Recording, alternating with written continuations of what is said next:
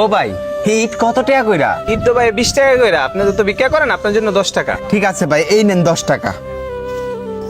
আল্লাহ, এই শোন, ইটগুলো ঠিক মতো গনা দে।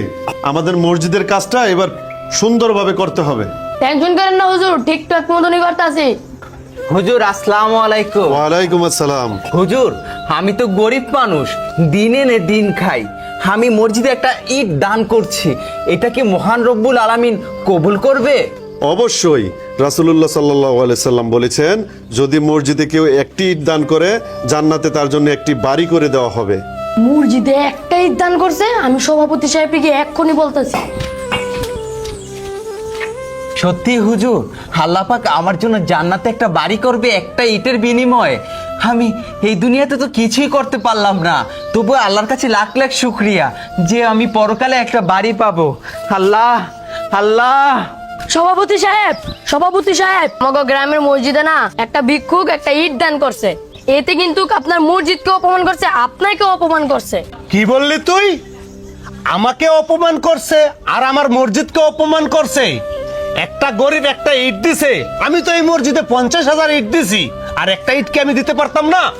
সভাপতি সাহেব, ফকিরে তো ওই ইটটা আমার থেকেই কিনছিল 10 টাকা দিয়া। আমি যদি জানতাম এই 10 টাকাটা ইট নিয়ে মসজিদে দান করব, তাহলে কখনোই তার কাছে বিক্রি করতাম না। চল, ওই মসজিদের ইমামকে আজকে 12টা বাজাবো, আর ওই ফকিরকেও আজকে 12টা বাজাবো। চল আমার সাথে। এই যে ফকিরটা, কি রে? এই ফকিন্নির বাচ্চা, তুই দিন এনে দিন খাস, তুই 10 টাকা দিয়া কেন মসজিদে ইট দান করলি? ভাই কথা না কই আর মসজিদের সামনে ধরে লয়ে যান। আল্লাহর দোহাই লাগে আমারে সাইরা দেন ভাই।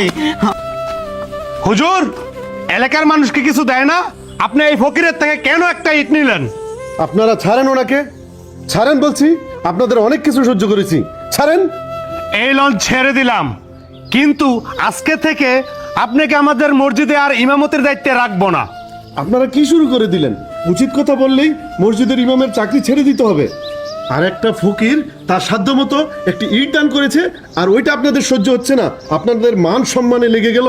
আর আপনারা শুক্রবারে এসে বলেন আমি দিব 1 লাখ, অমুক দিবে 10 লাখ, সবাই রে শোনান, কিন্তু টাকা আনতে আনতে পায়ের জুতার তলা ক্ষয় হয়ে জায়গা, তবু আপনাদের কোনো খোঁজ খবর থাকে না। শোনেন ভাই, যার যেমন সামর্থ্য আছে আল্লাহ পাকের কাছে সে অতটুকুই দান করবে। আর শুনুন, হাদিসে আসছে, যদি কেউ একটি ইট দান করে আল্লাহর রাস্তায়, তার জন্য জান্নাতে একটি বাড়ি করে দেওয়া হবে। আমি তো মসজিদে লাখ লাখ টাকা দান করছি, তার জন্য কি আল্লাহ তাআলা আমাকে দেবে না বাড়িঘর?